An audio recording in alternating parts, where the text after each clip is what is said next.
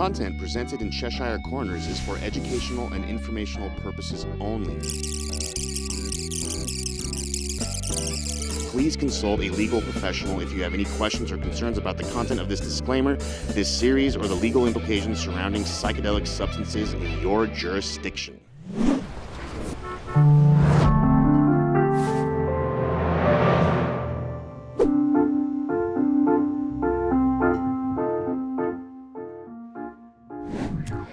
Well, it's a great day here in Colorado, and welcome to Cheshire Corners.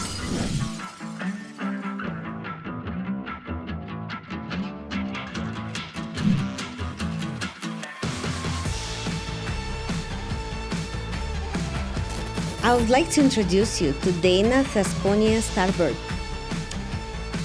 She is an expert when it comes to psychedelics. She's been in this psychedelic world for a long time, and you will find her extremely humble. She's taken PhD, thinking that she still needs to learn more about psychedelics. And she's taken PhD in Quantum University. I want to join. This is so cool. Dana here in Colorado. Colorado is ahead of the world when it comes to revolutionary psychedelic drugs. And we here at Cheshire Corners welcome Dana, and we want to hear her story. I'm pretty sure in the Bible of psychedelics, her story will sound really well.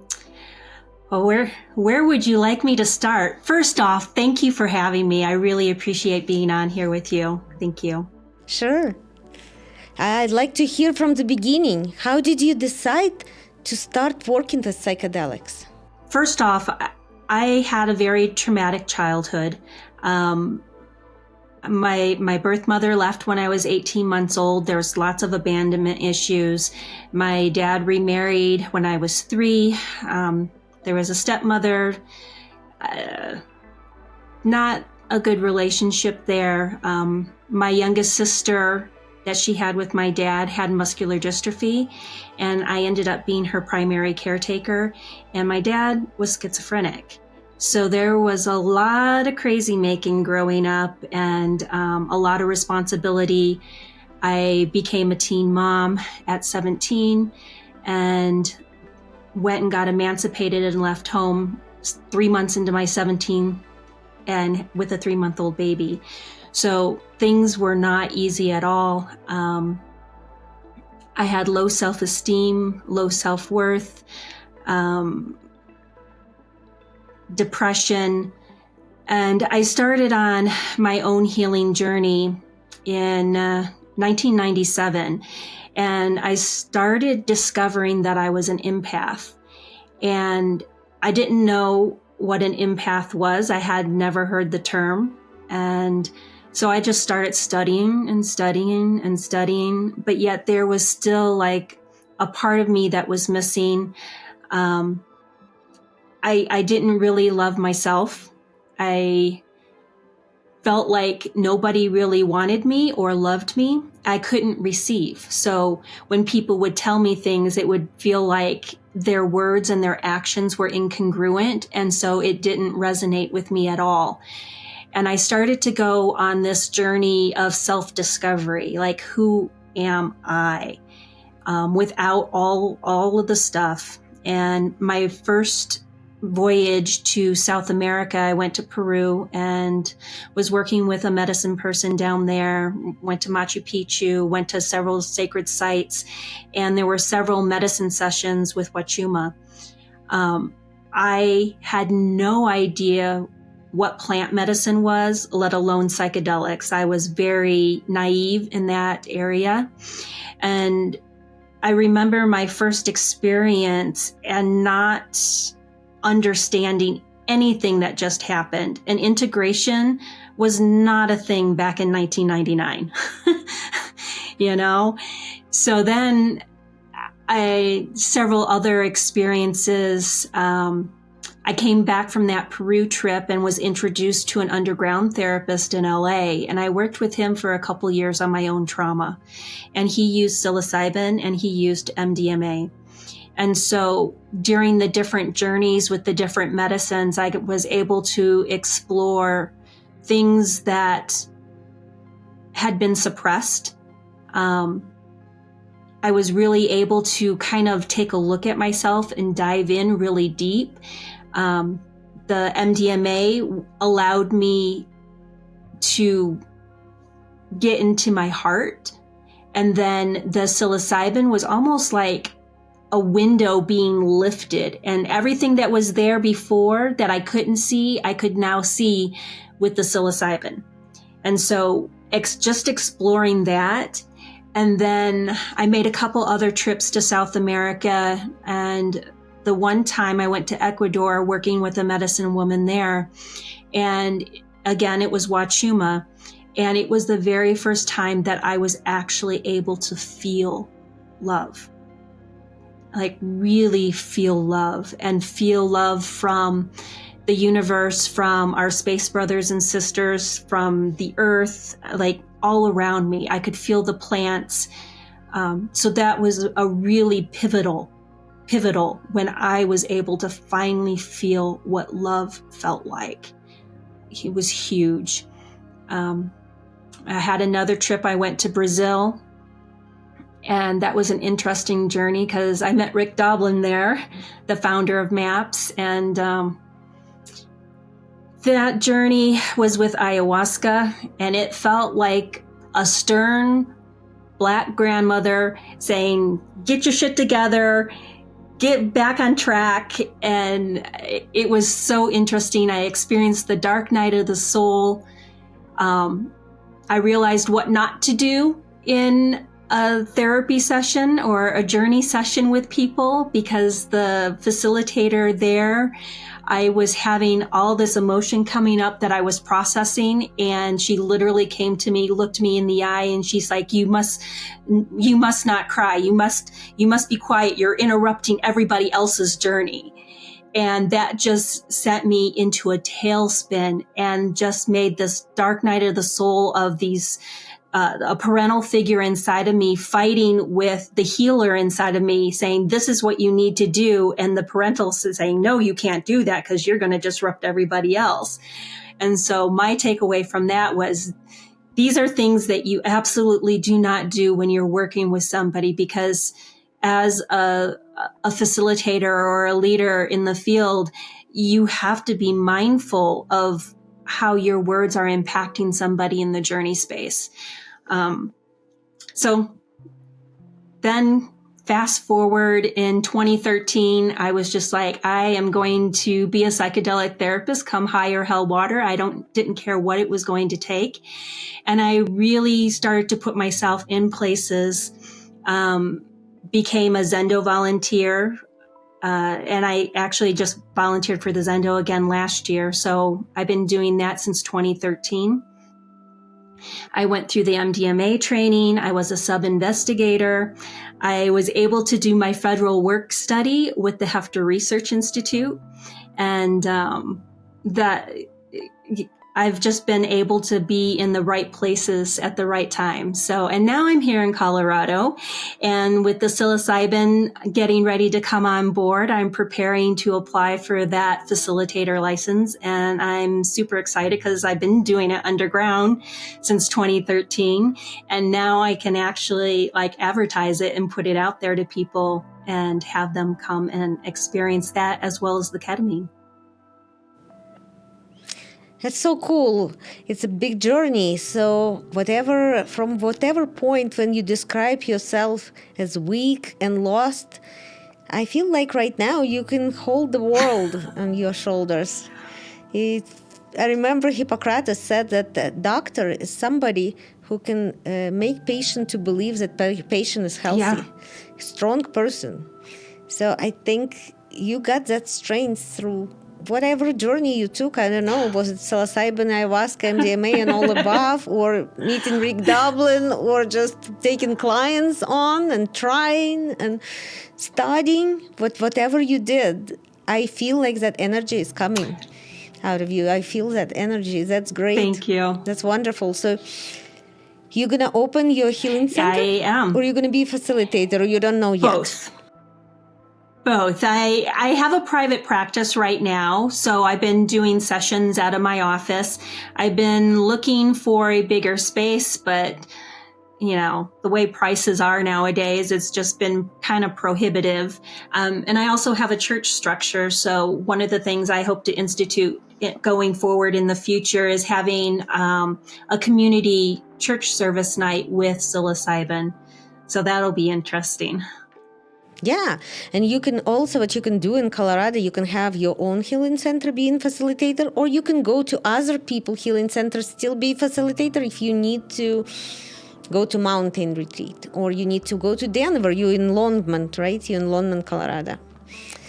Unless, if somebody cannot come to Longmont, you can choose healing center in Denver, have that session, and take other clients in Longmont. And the way our rules and regulation kind of getting finalized, it seems like there is a room to put microdosing to make microdosing fit in, and there is a room I don't know if at home will really work well, but kind of in between healing centers, you can figure out the business model to some extent. So that sounds great, and it sounds like a lot of people will be coming to Colorado for this type of healing, because I see people coming to Colorado. We just recently had an episode with the gentleman who came here from Arkansas, I believe. And he came here just to practice psilocybin. He moved here just for the reason that we in Colorado ahead of the planet. So I'm pretty sure that Colorado will attract best people to practice psychedelic therapy and everybody else who needs to receive it. And with that, we all together should work on removing the stigma, because many people do not know that they want it. They never heard of it, or they heard of it and they don't believe it, or they question it. But right now, I believe there's something even in the government going to change, and they maybe will try to support it, because there are some people that have hope, and more than that, they feel that everything else is failing. We still have mental health crisis, we still have homelessness, nothing helped. It's so interesting too, because when you use the psychedelics holistically and you combine them with all of these alternative modalities, you combine in the somatic work, you combine in the awareness and the meditative and the breath work and the art therapy, when you combine all that and you look at how people are connected, and you're helping them reconnect to themselves, to their soul, to the earth, to their family, to our galactic brothers and sisters. So reconnection is huge. And when you do it holistically and build that relationship from the ground up, getting people's hands in the earth and growing their own food, it's like the nutrition is part of that holistic wellness. Oh yeah, nutrition is a big part, because small intestine, where that's all happening. We were actually thinking that our soul lives in our heart, until we found out that heart is a muscle. Then we thought that soul lives in the brain, until we kind of think that the brain looks more like a computer. Exactly. We still don't know where soul lives, but maybe it's in the gut, or maybe it's somewhere else out in the space. Either way, I kind of like to imagine it that our body is our vehicle, and our soul is just stepping into the vehicle and seeing where it takes us. Yeah. It's like if you travel to the earth, you need to have this method of transportation. Yeah, and a spacesuit. Avatar. Exactly. Well, but we're all here on this earth, and we might just try to do the best we can and connect together. And if right now, I think we all live in a revolutionary time, not every day, we have such a privilege to be at the inception of something big. And I just think we have so much responsibility of it, We want to make sure we're keeping it right for the rest of the world, for new generations. Absolutely. I feel responsible even to, while I'm thinking about it, I feel responsible for those people who were killed during the Inquisition, because they were killed, and now we have a chance to pick up what they were carrying. Yeah. Exactly. And there's like fear from really stepping into our spiritual gifts, right? And stepping into that intuition and that inner knowing, and being able to actually put words to what is coming through. Yeah, so I'm really excited about it, and I'm excited about years coming up. But tell me also, please, what are you studying as a PhD student in Quantum University? Oh, I absolutely love it. So I'm studying for my doctorate and my PhD in natural medicine, and it's all based on quantum physics. And so some of our teachers are like Joe Dispenza, Greg Braden, Dr. Bruce Lipton. So all these great revolutionary figures in the field are teaching here at Quantum University. So I absolutely love it. I'm actually learning about dry blood microscopy tomorrow.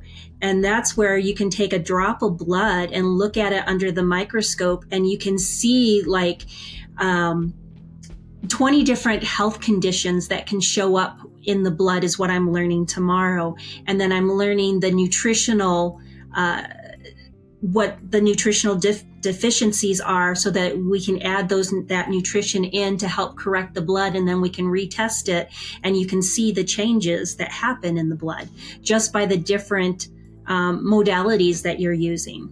It's quite amazing.